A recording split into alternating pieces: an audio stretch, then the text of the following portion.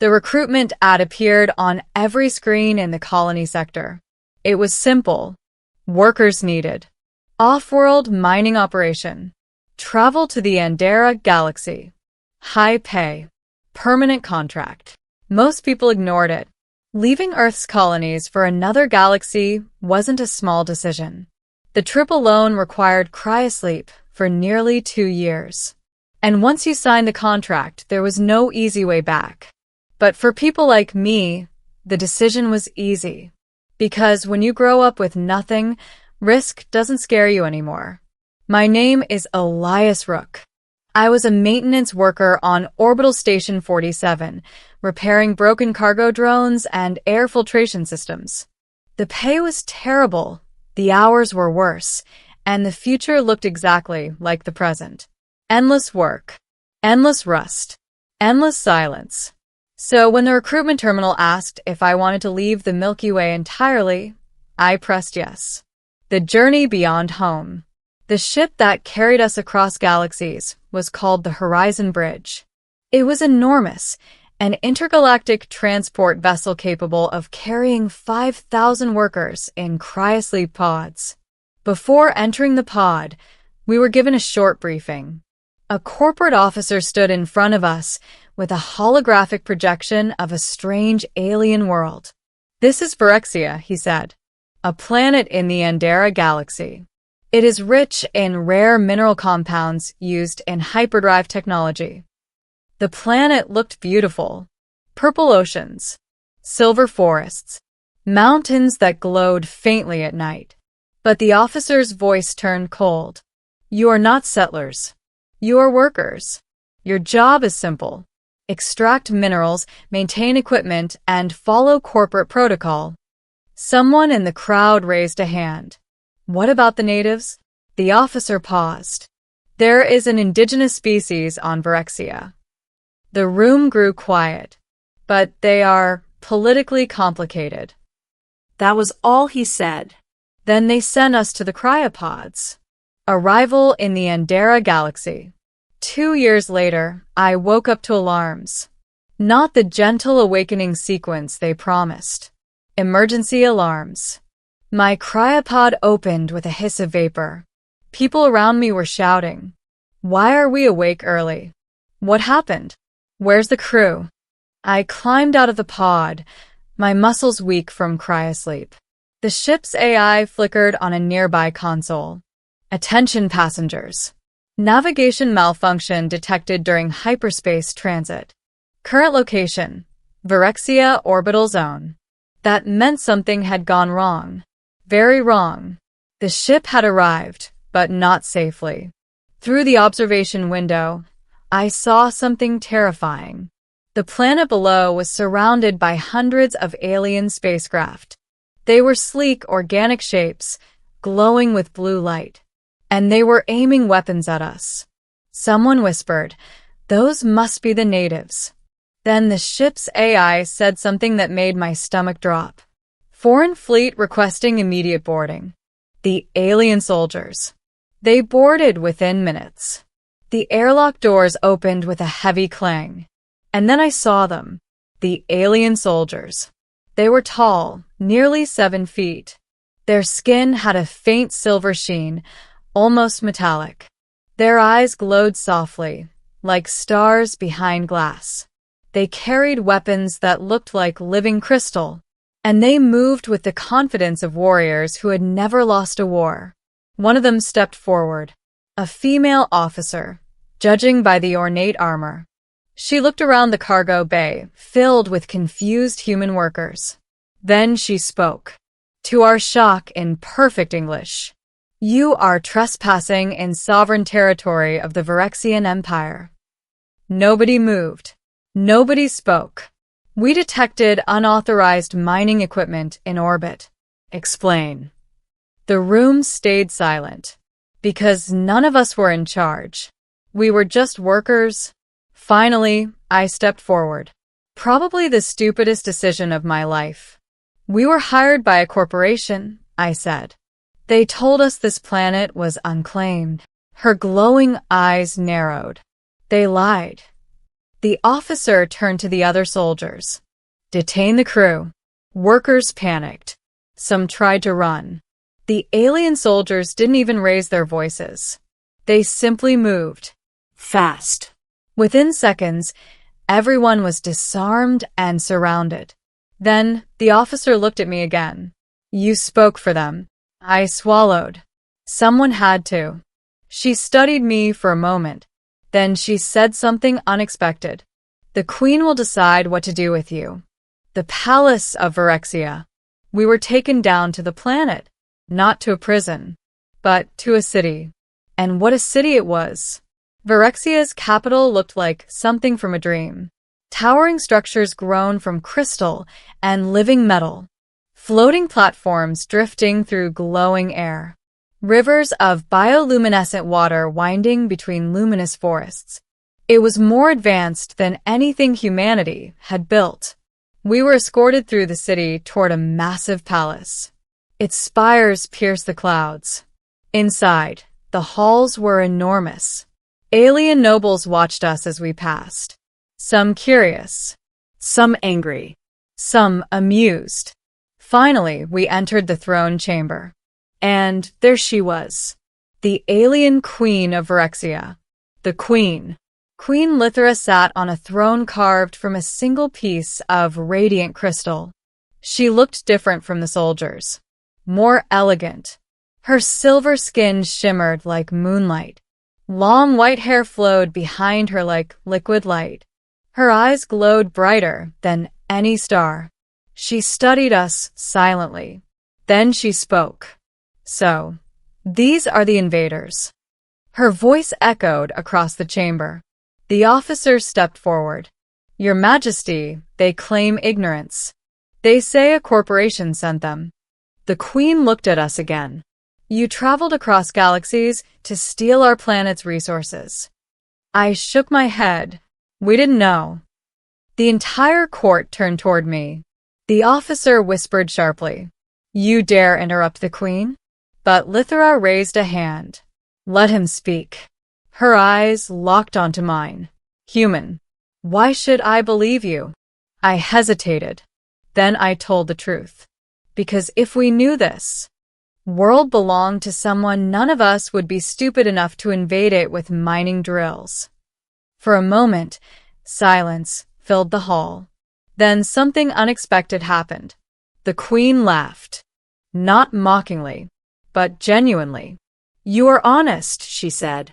A dangerous proposal. The Queen leaned forward. Your corporation will pay for this deception. The nobles murmured in agreement. Then she looked at me again. But you are not soldiers. You are workers. I nodded. Yes, Your Majesty. She tapped a finger against the armrest of her throne. Tell me, Elias Rook. My heart skipped. How do you know my name? We scanned your records during transit. Of course they did. Then she said something that shocked everyone in the chamber. You will not be imprisoned. The nobles erupted in protest. Your Majesty, they are trespassers. She raised a hand, and the room fell silent. They will work here. That made sense. But then she continued. And this one, she pointed directly at me, will serve as my personal bodyguard. The chamber exploded in disbelief. A noble shouted, a human guarding the Queen? I was just as shocked. Your Majesty, I said carefully, I'm not a soldier. She smiled. That is exactly why I chose you. Training for the impossible. My new job began immediately. The royal guards were not happy. Their commander, Captain Serix, clearly hated the idea. You are weak, he told me during training.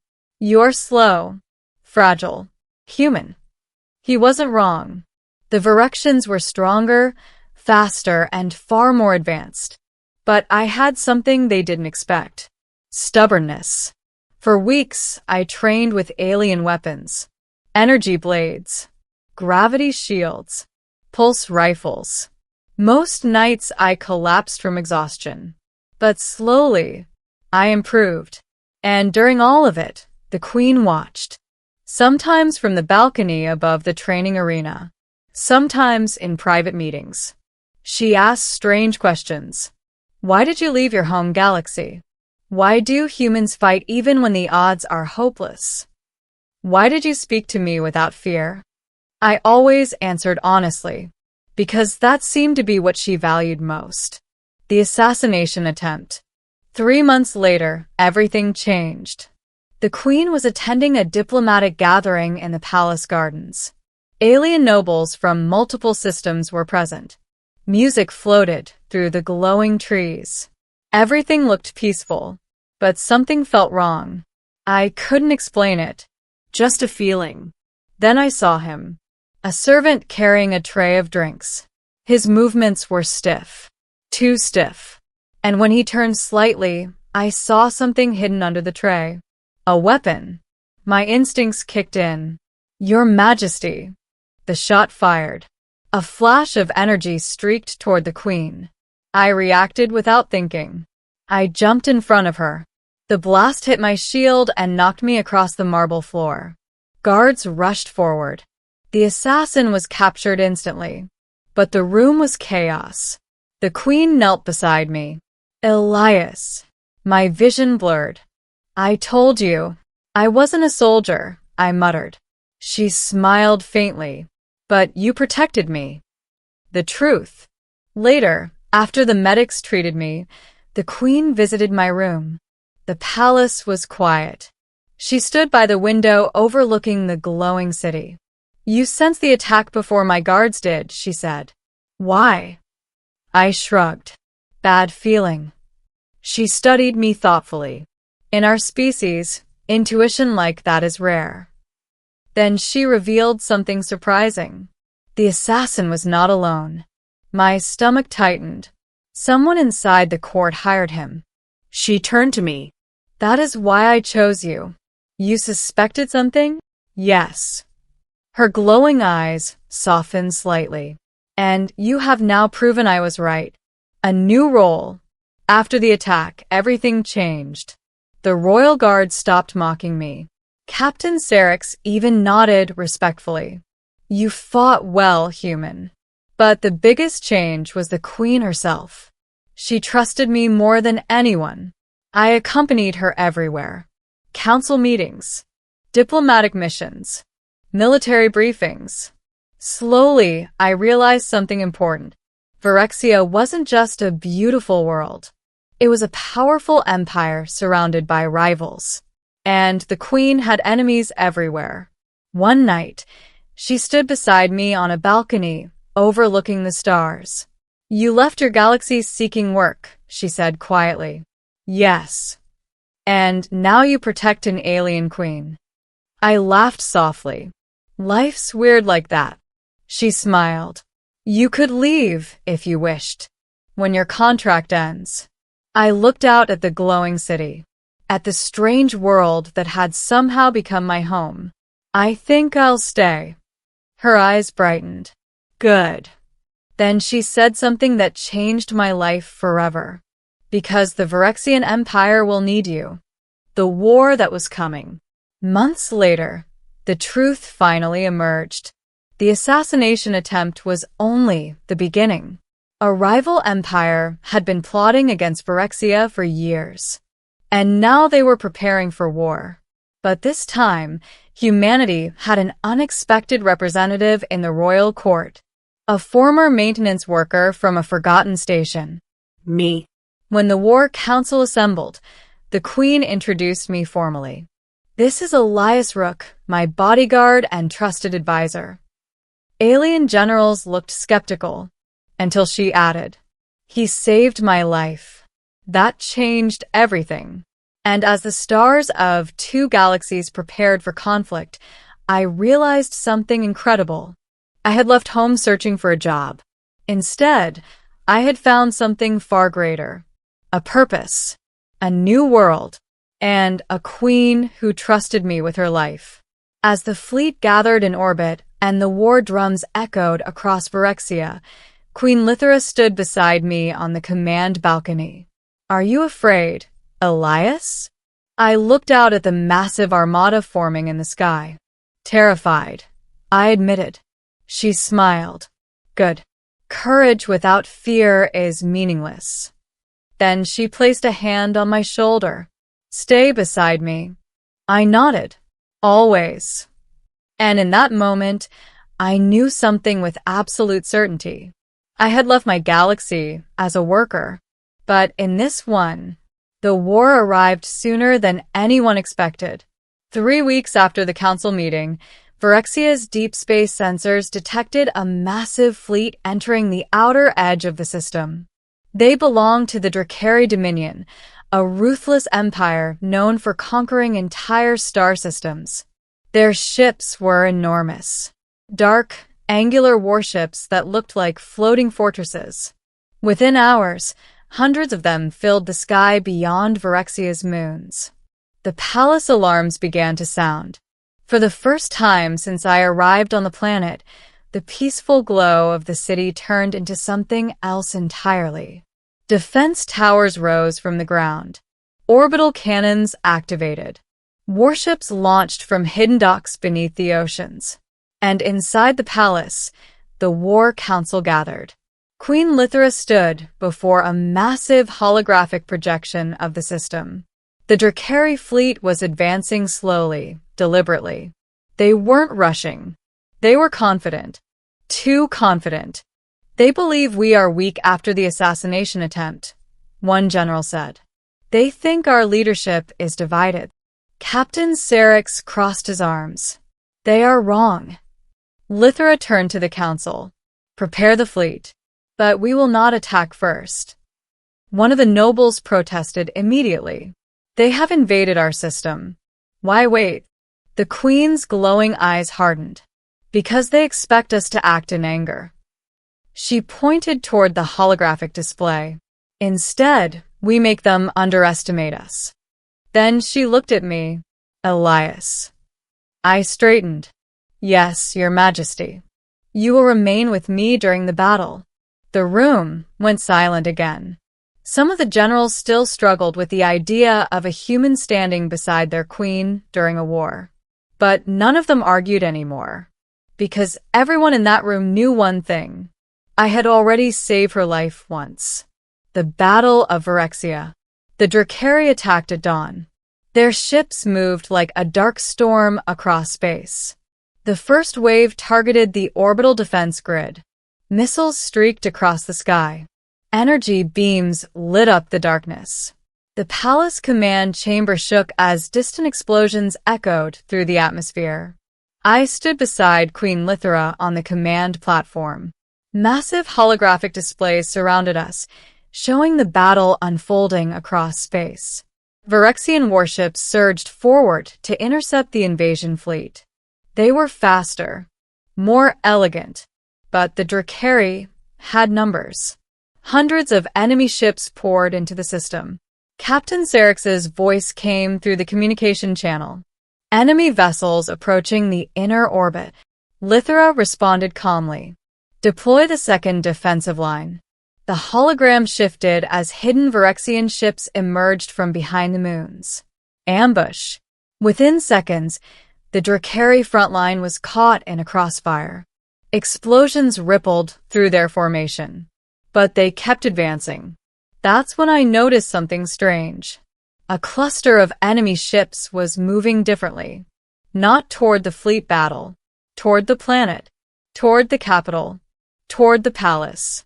I stepped closer to the holographic display. Your Majesty. She followed my gaze. A small strike fleet had broken away from the main force. Fast ships. Stealth ships. Assassin ships. They weren't trying to win the battle. They were trying to kill the queen. Lithra understood instantly. They intend to end the war by eliminating me. Captain Serix's voice returned over the comm. My queen, a Drakari strike team has landed outside the capital. They're heading toward the palace. Lithra turned to the guards. Seal all entrances. Then she looked at me. It seems they are persistent. I checked the energy blade at my side. Good thing I'm stubborn. The palace under attack. The first explosion rocked the palace gates minutes later. The Drakari soldiers were unlike the Virexians, where Virexians were elegant and precise. The Drakari were brutal, massive armored warriors nearly 8 feet tall. Their armor was covered in spikes and jagged plating. Their weapons looked like portable cannons. The palace guards fought fiercely in the corridors. Energy blasts lit up the marble halls. Explosions shattered ancient statues. But the Drakari kept pushing forward. They had one objective: reach the throne room. I stood beside Queen Lithra as the final defensive doors sealed behind us. Only a handful of royal guards remained. Captain Syrinx stood at the front, blade drawn. They will be here soon. Lithra looked calm, almost too calm. Then she said something unexpected. Elias. I looked at her. If I fall today, she said quietly, you must leave this planet. What? You carry knowledge of our empire now. You must warn your people about the Drakari. I shook my head. That's not happening. She frowned slightly. You cannot stop them alone. I smiled. Good thing I'm not alone. Just then, boom. The final door exploded inward. Smoke filled the throne chamber, and through the debris marched the Drakari strike force. Their leader stepped forward, a massive warlord covered in black armor. His voice echoed like thunder. Queen Lithra, you will surrender or this palace becomes your tomb. Lithra stepped forward. I would rather die standing. The warlord laughed. So be it. The fight. The Drakari charged. The throne room erupted into chaos. Virexian guards clashed with the invaders in flashes of energy and steel. Captain Syrinx fought like a storm, cutting down 2 warriors in seconds. But the Drakari were relentless. One broke through the guard line, heading straight for the queen. I moved before I even thought. My shield activated as the alien swung a massive energy axe. The impact threw me backward across the floor. But I stayed on my feet. The warrior roared and attacked again. This time I countered. My blade struck the weak point in his armor. The giant collapsed. But more were coming. 3 of them now. I realized something in that moment. I wasn't just a worker anymore. I wasn't even just a bodyguard. I was the last line between the queen and death. The fight was brutal. The Drakari were stronger than anything I had faced in training. One slammed me into a pillar so hard the stone cracked. Another nearly crushed my shield generator. But somehow, I kept fighting, because behind me stood the one person I had sworn to protect. Queen Lithra. Finally, the warlord himself stepped forward. His armor was thicker than the others.